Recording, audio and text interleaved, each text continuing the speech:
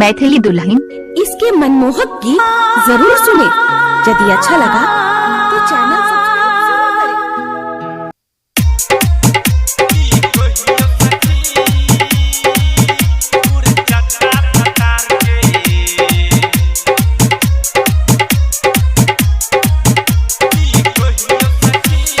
DJ Guddu राज मधुबनी।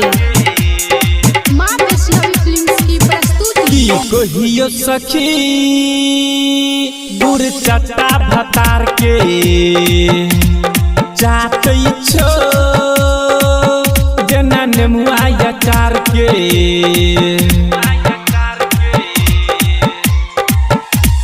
कहियो सखी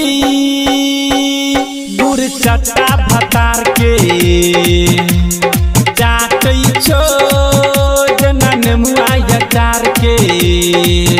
रोज चौदर में गदर मचाब छो जब हाथ से दुनू दबाब छो। की कहियो सखी गुड़ चट्टा भतार के चाटै छो जेना नेमुआ अचार के। डीजे गुड्डू मधुबनी। डीजे गुड्डू मधुबनी।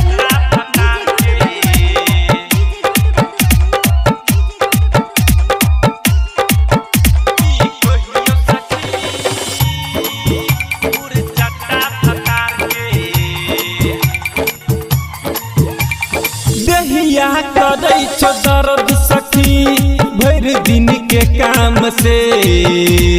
हमरा उमर देतौगे करो नहीं आराम से।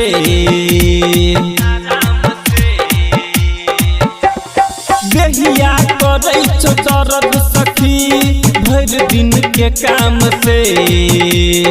हमरा उमर देतौगे करो नहीं आराम से। लागैया बड़ी डर गे काटै छो गाल के चाटै छो होठ लाली गे उंगरी के डाल के। उंगरी डाल के उंगरी डाल के।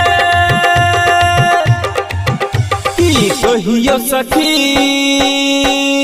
गुड़ चट्टा भतार के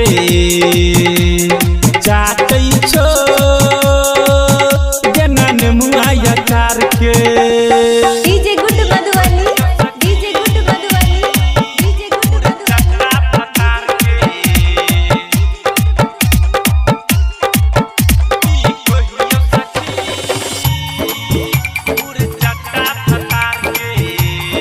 माँ वैष्णवी फिल्म्स की प्रस्तुति।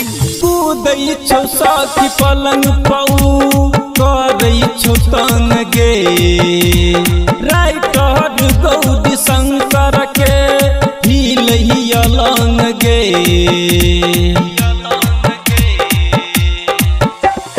कूदै छो सखी पलंग पऊ करै छो तंग गे ऋतिक पप परबिन के हिलौ अलंग गे।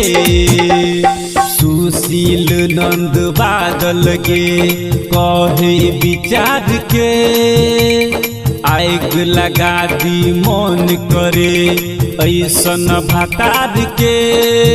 ऐसन भतार के ऐसन भतार के।